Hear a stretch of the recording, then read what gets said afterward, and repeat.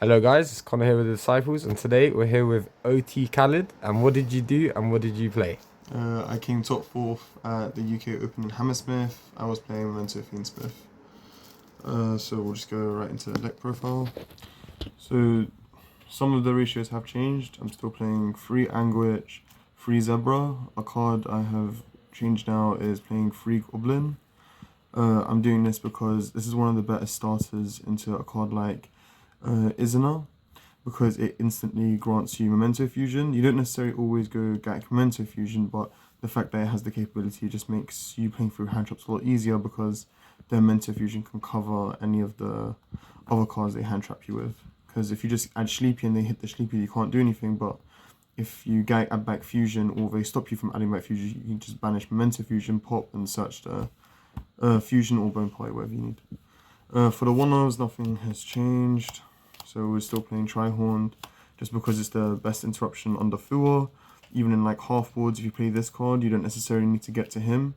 If you have a Memento name in like hand or field, even like for example Trihorn, or even if it's not Trihorn, as long as you have 2 names engraved with field spell Bone Party Fusion, you can just Bone Party pop summon Trihorn, and then Fusion into Twin pops Trihorn, search 2, and then you pop their cards and you search Sleepy, then you can make a king for free.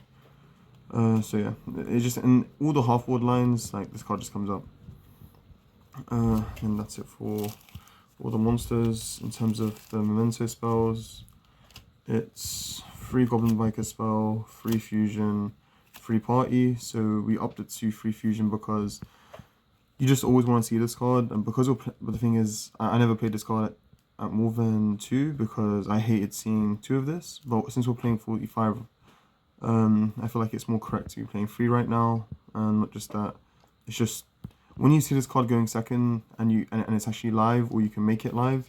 This is just like one of the strongest cards. You can just win duels just by opening this card. Or when you go first, you just play through hand traps extremely well.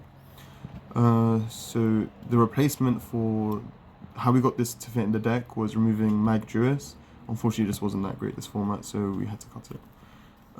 But yeah, so we're playing a slightly lower engine count, non-engine count, but playing a higher engine count. So yeah, and that's all the spells, just one field spell. And then for the Fiendsmith engine, we're playing the same amount. Even with Droll not being in the format, we don't play 3 Engraver because this is all the engine needs. You don't need more, you don't need less. And also because we're playing 3 Memento Fusion, you don't want to pair the Fiendsmith hands with Memento too much. So you're playing the 3rd Engraver, it's just not that strong. You'd rather just open Fusion and Memento names. That's how you beat hand traps a lot better. The better times for you to go into the Fiendsmith engine is when you're playing with Memento, then you get hand trapped, then you loop into Memento combo again with Fiendsmith. You don't necessarily want to start with it. It's like more like your last push that you want to do so you can get into plays. Unless like you have a specific hand where you have to do Memento into Fiendsmith, then back into Memento, but then later finish it off with Fiendsmith combo. But I'll show that in another video. In terms of non-engine, it's changed quite a bit. So it's 3 Fluor Loss, 3 Ash Blossom, that's all the hand traps we're playing. This is mainly just for mold charmies, and just that it has like generically like good range. It can normally keep them off something you don't want them to. Vanquish Soul, 1 Ash just makes them brick, so that's beautiful unless they opened above average, but we all know how Vanquish Soul is. Fluor Loss is just the best card, especially Memento. You just always need this card because if your opponent plays into it, they lose the duel, and if they end on the half board, you just win the duel as well. It just has the best coverage, and if you open it when you're going first, sometimes you can activate it if you don't have enough plays, or you want to like make them a bit more scared of making like Izana, Holy Suit summoning from deck. That can be an option, but normally just proxy F summon it from hand. And I normally side this out against most matchups except Vanquish Soul, because as I said, it breaks. Still 1 talent, rip 3. I really wish this card could go back to 3, but it's probably never going to happen. So I'm playing Book of Eclipse in main now. This is just because I wanted to play it into Azuna like quite a bit less, unless it's activating Fool, which is fine, or Ash to take them off a certain card. But certain decks, obviously this card's not that great against, but the main merit is going first against more charms.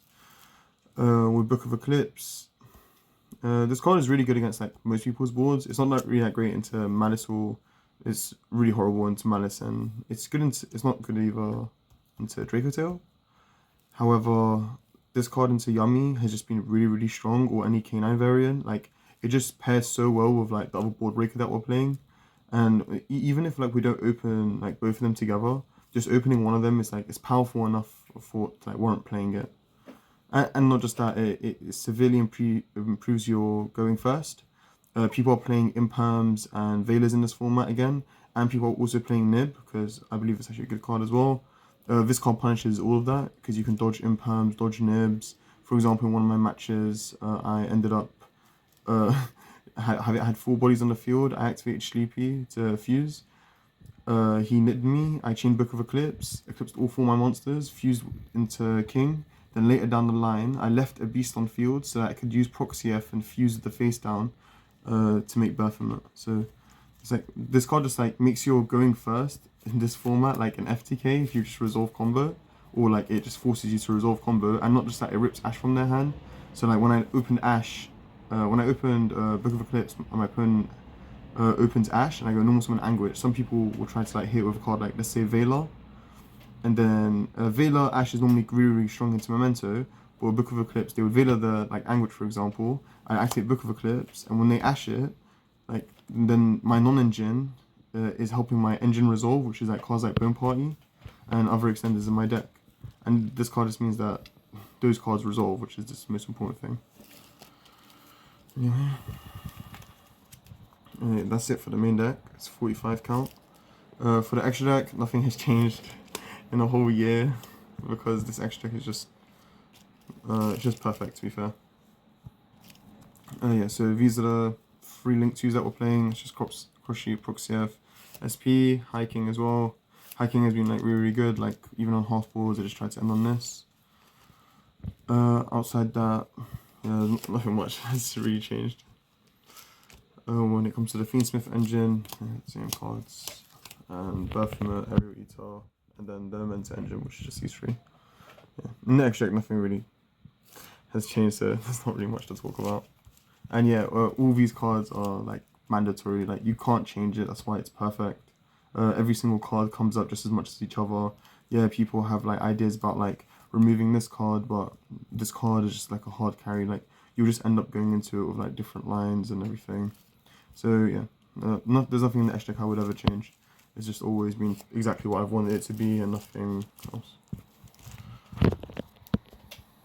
And then for the side deck, so I've changed it quite a bit. So I'm playing 3 Nib, playing 3 Perulia, 3 Pank, Harpies, Lightning Storm, and Grand Entrance. So first with this one, my friend Connor came to me with this idea that Pankratops is really strong into decks like Yummy. After like thinking about it and talking about it more, we also figure out like against Dragon Tail, it also has merit if they're playing like any of the K9 versions or the Fiendsmith version, because if they summon a High King, you can summon. They normally summon it in defense. They can summon it attack, but then that just plays into Lightning Storm. Even if they do have like Flame to protect it, some people will just play more safe and summon it in defense. You can just summon Pank, attack into the High King, and then if they use Flame to bounce back the Pank, you just Pankratops pop the High King. Or, for example, same thing with Ripper. You just summon this, try to into battle, deactivate Liberation, chain to pop it. And now you've dealt with that interruption. Oh, you've dealt with technically 3 interruptions, because you stopped Liberation pop, you've stopped Ripper to negate, and also the hand rip effect. So yeah, and against Yummy, against all the half boards, if you like 4 of them plus Pank, and if they 4 of them they don't commit, like this card is just crazy. Yeah, it just like worked really well, really. It kind of just felt like just says destroy a card, and against like Dragon Tail and Yummy, it just works really well. And the 2/6 beater works really well against Yummy as well. Perulia, just because it didn't feel good into Yummy, it didn't feel good into Dragon Tail. I didn't want to just make my matchup that much worse. I'd rather just play the non-engine I was playing, and playing the increased amount of engine. But these cards, like in the matchups that it came up, it was just too strong. It could have been draw, but I didn't like the idea of draw. I'd rather just draw more cards really, and this card just puts more pressure on them. And like for example, I played against K9 Christian. He Paradise Smashed me, but just because I parried him, I drew just enough cards where I could break his board with my board breakers. And then when it came back to my turn, I would just like I just board broke him, pass back to him, and I just fusioned in his turn, then pop this Field of King, then amassed enough follow up to live that turn. And at that point, I had like 4 different pushes, even though I got Paradise Smashed a lot, and he paid for 2 turns. Nib, this is just a precaution to Herald. Oh yeah, that's also the idea for Pank. We never wanted to deal with Herald, and we spoke to like Josh Kelly. Congratulations to him for winning the event. I just straight up asked him like, can Yummy just leave a Herald on the field, or like somehow get it to resolve properly if Pank's part of the equation? And he just said no.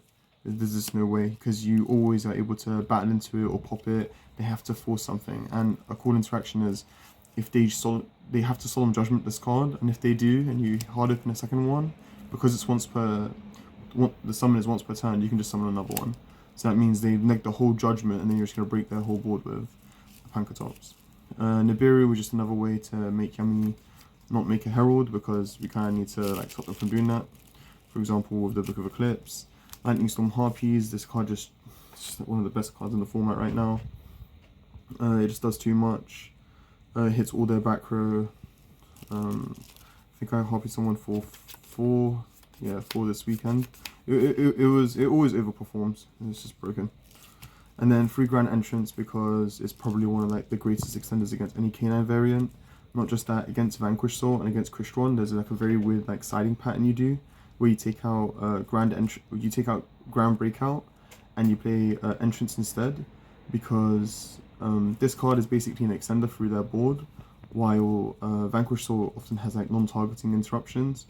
So there's no point in like tributing your monster, because they're just gonna on resolution like choose the card that they're gonna pop. So it doesn't really trade that well. But with this card, when you go first, you just take out the Fuas, you just put these cards in, and maybe if they're not playing a K9 variant, you take out Droplet and you play Nibs.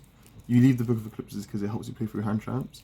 But with this card specifically, it's a going first or second card. But going first, if your opponent tries to do K9 stuff on you, like you normal Anguish, Search Zebra, then Effect to Summon Zebra, and then they Izuna, steal your card. If you just have this as an extender, it's just full combo. You just Grand Entrance, detach off their Izuna, Search Goblin, Summon Goblin, and then full combo from there. So I think that's like a really broken merit to this card. Not just that, if they end on like a board of Nash Knight Ripper, you can Grand Entrance off the Nash Knight, and then Grand Entrance banish detach off the Ripper, and that beats both their interrupts. So like if, for example, like your Ash on Vanquish Soul just made them, it forced them to do more of a half board and just like K9 stuff because they just bricked, then like this card will just tear their whole board apart. And like K9 Christian, it was pretty good. Yeah, so this is my shoutouts. Connor, Darwin, Nabaz, #1 branded. James Respoli for spectating me from round 5. The Collective and Europa Gaming, and also they're going to be hosting a regional, I think, in about a week and a half. So you guys should definitely come check that out. Yeah, have a nice day. If you have any questions about coaching or any combos, just feel free to message me or add me on Discord. Have a nice day.